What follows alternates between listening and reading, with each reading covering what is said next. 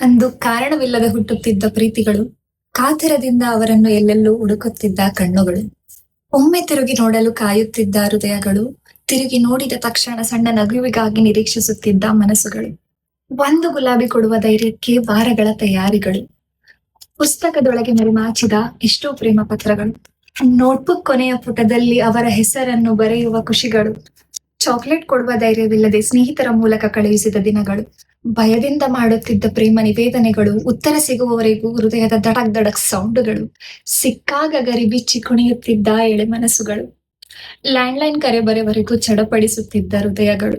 ಇಂದು ಆನ್ಲೈನ್ನಲ್ಲಿ ಆರಂಭವಾಗುವ ಪರಿಚಯಗಳು, ಸ್ಕ್ರೀನ್ ಬೆಳಕಿನಲ್ಲಿ ಬೆಳೆಯುವ ನಂಟುಗಳು, ವಿಡಿಯೋ ಕಾಲ್ಗಳಲ್ಲಿ ನಗುಗಳು, ಫಿಲ್ಟರ್ ಹಿಂದೆ ಭಾವನೆಗಳು, ಆನ್ಲೈನ್ ಗಿಫ್ಟುಗಳು, ಇನ್ಸ್ಟಾ ಸ್ಟೋರಿಗಳು, ಫೋಟೋದಲ್ಲಿ ಹಿಡಿದ ಪ್ರೀತಿಗಳು, ಚಾಟ್ಗಳಲ್ಲಿ ಬದುಕೋ ಸಂಬಂಧಗಳು, ರಾತ್ರಿ 12ಕ್ಕೆ ಸ್ಟೇಟಸ್ ಅಪ್ಡೇಟುಗಳು, ಹಾರ್ಟ್ ಇಮೋಜಿಗಳ ಸುರಿಮಳೆಗಳು, ಬ್ಲೂಟಿಕ್ ನೋಡುತ್ತಾ ಊಹೆ ಮಾಡುವ ಮನಸ್ಸುಗಳು, ಸೀನ್ ಅಂದ್ರೆ ಖುಷಿಗಳು, ಟೈಪಿಂಗ್ ಅಂದ್ರೆ ನಿರೀಕ್ಷೆಗಳು, ಲಾಸ್ಟ್ ಸೀನ್ ಅಂದ್ರೆ ನೋವುಗಳು.